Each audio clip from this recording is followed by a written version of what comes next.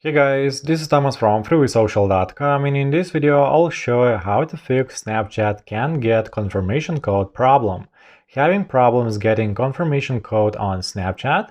Luckily, you can easily fix this problem. Just follow these steps and I will show you how to do it. Firstly, make sure that you are connected to the Wi-Fi or mobile internet. Then proceed to your phone's settings. Scroll down and proceed to Apps section. Select Apps at the top. Search for Snapchat app at the search bar and open it up. Now click on Storage section. Click on Clear Data and press on OK. This should fix your problem. If this still isn't fixed, then just uninstall the app and download it one more time again. Done. I hope this guide was helpful and you are able to fix Snapchat can't get confirmation code problem.